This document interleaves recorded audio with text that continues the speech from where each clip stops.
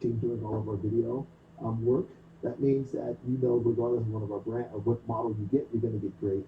You're going to get great performance. For example, this is a little Helios cart board. This Helios board is used in everything. So whether you have a Denon Home, an X6800, an AV10, eventually a Class A piece, they're all going to have this, right? Which means there is no better Helios board. It's just a great board, and economy of scale. Price stays down while performance goes up, and you know that everything is going to work perfectly together. Right. So there are some benefits to that. So now let's talk about the 4 independent subwoofer outputs and directional bass. Yeah, well, we know that, and you've talked forever, that if you want smooth bass response in the room, continue to add subs. Because, one sub, you get peaks and nulls. You add 2 subs where they're positioned. The peaks and nulls are different. It starts to smooth out. Adding more subwoofers gives you smoother bass. Yeah. So we want to give you, so now this unit, the old one had 2 sub outs, but Gene and you guys like you said more subs, more subs, more subs. So now we added 4. So those subs can be used in traditional LFE, where they all play just the exact same thing.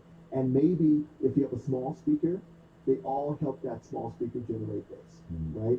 But now we have directional bass. So all 4 subs still play the LFE, but then the sub closest to where the action is happening plays additional bass from that particular channel. If that speaker's bass match. If that speaker's bass match.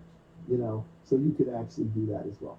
So having 4 sub outs with independent delay control, that was something that was unheard of 5, 6 years ago, even in the really expensive AV processors. The fact that you're getting that now, this is what, $3,500? Yeah, $3,500.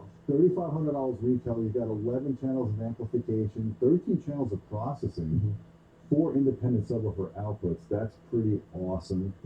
The other thing I wanted to ask you, well, we didn't talk about as another feature, doesn't this have a preamp mode as well? Yes. Thank you. We've improved our preamp mode. So the original request, a lot of times people buy an AVR, and they decide they want to maybe grow their system. So maybe they want to go out and buy an amplifier and use this as a preamp. The nice thing about a big amp, it's a buy once, cry once proposition. Because if you look at an amp that's 10, 12 years old, it's not, the amplifier is great. If you buy an AVR, the amplifier is great, but all of the video technology, surround sound, makes it a dinosaur. So a lot of times you can start off with an AVR, buy that great amp, and then continue to use that amp for years to come. So we put in a preamp mode. So the preamp mode basically disconnects the preamp circuitry of this from the amplifier, the internal amplifiers of the receiver. Those amps are still on, they're just disconnected. So the advantage of that, guys, years ago I was measuring a lot of the preamp outputs on receivers, and when I got past like 1.5 volts or 1.4